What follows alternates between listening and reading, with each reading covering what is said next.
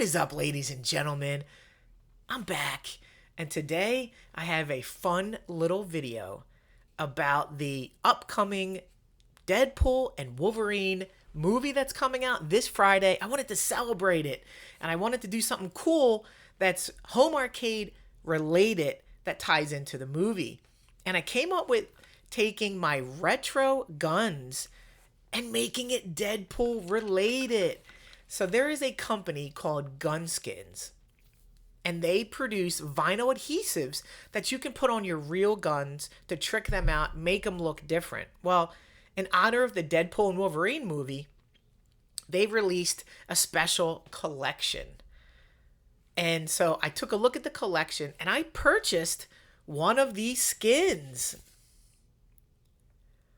I purchased an accent skin that will go on to the retro shooter.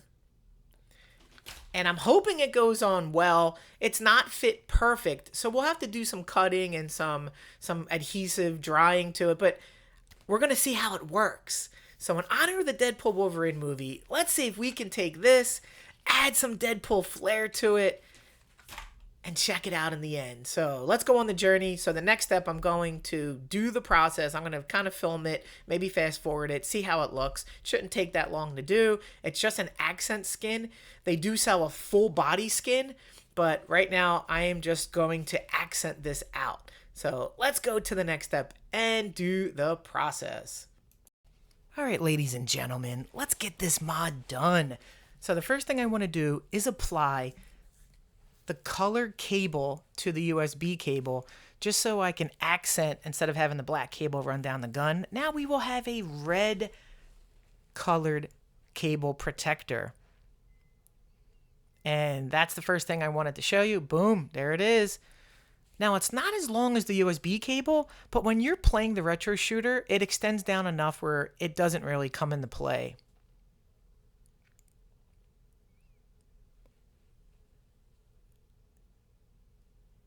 And now we're going to start the application process of the vinyl. So my tip is that you need a crafting knife for this. And the crafting knife is going to allow us to peel back very surgically any trim that we need to do, because once again, this is not a perfect skin for the retro gun. This is actually made for real guns. So what we're doing here is I'm just going in, putting it on, seeing how it looks. I know I'm going to have to adjust it. I know I'm going to have to take it off and on a few times, but I just want to see what the first pass looks like. And my main concern here is that the maximum effort in the pew-pew on either side will have to be trimmed and it'll cut into it. So my goal here is just to make sure that the pew-pew and the maximum effort does not get cut. And what I'm noticing is I put the maximum effort on the one side where the buttons are. Now we're going to trim those buttons down with the crafting knife, but I'm noticing here that, hey, I don't know if I want to do that because it'll cut into the maximum effect. So in the next shot, I actually reverse so that the maximum effort and the pew-pew are reversed and the pew-pew does not affect the buttons. You'll see in a second in the next shot, but it's very easy to take off, put on. It's no different than applying vinyl to your arcade 1-up or any other product, and it's easier to work with because you're in a smaller environment. It's just a little gun, so it comes off, you can pull it straight down and it straightens itself out. Some people use a hair dryer and kind of put the heat on it if they want, and that helps them, apply it up and down and make it fit. But I'm only doing the accent. I'm not doing the full body, so I don't think I need that in this particular case. So there's me putting on the barrel type skin, but in the next shot you're going to see that I reversed it, and then I'm going to start the trimming process. Now I left a lot of the kind of b-roll in of me trimming it just so you can see me at work here, so you can see that it's nothing complicated at all. And here we go. So I reversed it so that the pew-pew now has the buttons that I will cut out, and the maximum effort is on the other side. So now it's on tight, no rips, tears, bubbles. And what we have to do is start the trimming process with our crafting knife.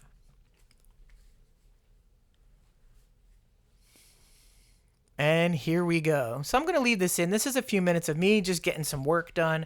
I'm just trimming this up. And all you do is run your crafting knife very gently across your gun. I put like a scratch or two into it, but you don't see it because this knife is very sharp. So you really don't have to put a lot of effort into getting your trim taken care of. And the vinyl's so thin, it's very easy. So what I did was I just found the edge marks of the trim that I wanted to take off, and I used that as my guideline. So here I am just trimming and pulling off the vinyl.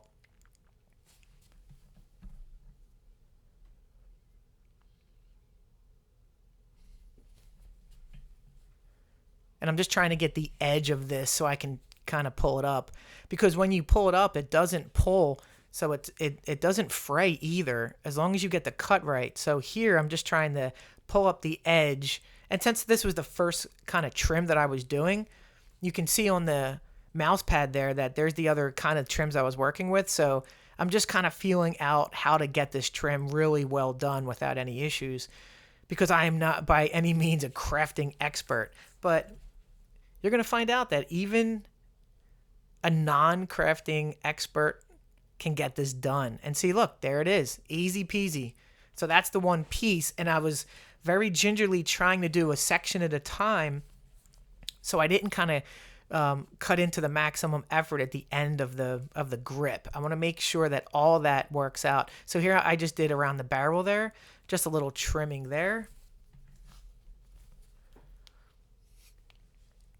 And I apologize for not being in frame here. I was debating on even leaving this in, but I want you to see me just working and kind of banging around on the crafting knife, just so you see how easy it is to kind of do this. I could have easily left this out and just talked about it, but even though it's not entirely in frame, you can see that I'm easily just using the knife and trimming with no problem.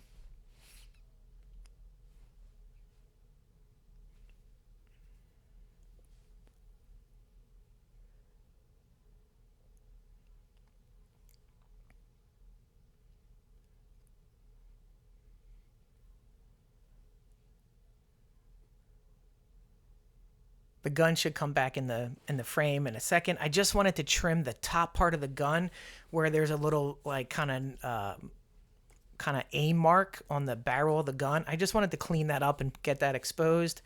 And I think I'm going to show in a minute. It's going to come back in the frame. Yep, and I did that right there. So that was easy to do as well.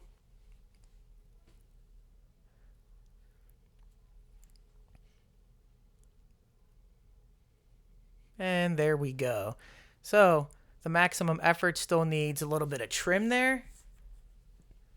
And now I just want to kind of start attacking this and figuring out where my guideline is and just trimming. And I think in the next shot, I kind of cut this off. The next shot, you're going to see this section all trimmed up. Boom, trimmed up, everybody. Look at that. Now it's starting to take shape. Look at the maximum effort. Perfectly blended in with the retro shooter. The pew pew perfectly blended in. And the buttons are completely cut out. Perfectly blended. Took seconds to do. But now we got to put the grips and some accents on this thing and call it a day. So there's all my extra crap that I cut off. And now let's see what the grips look like. And you have to keep in mind, these grips were not made for this gun, just like this skin was not made for this gun. But you know, it looks really well done. There's the grips. Starting to look really good. Now I kind of put some accents on the bottom there. I think those stickers are for the clips, but I take a few of them and put them around the gun just for some more accents.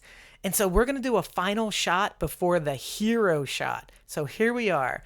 We are just about done. All trimmed up. Everything looks clean.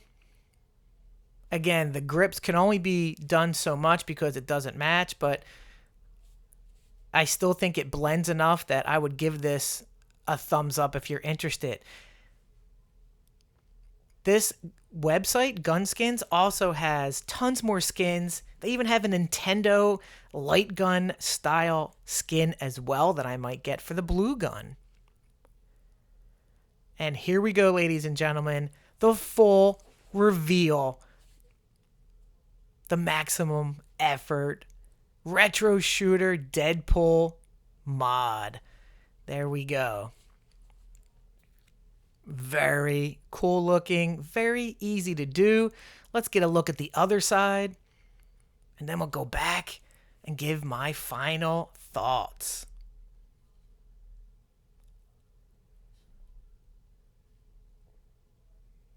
And that's it.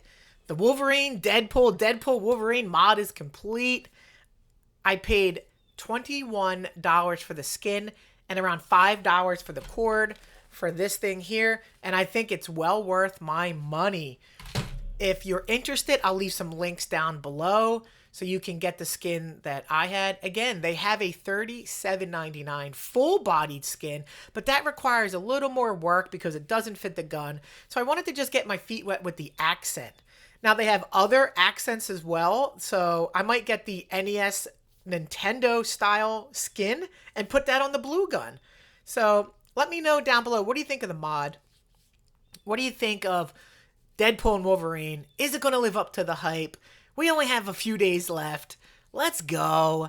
I will see everybody on the next video. Have a great day, everybody.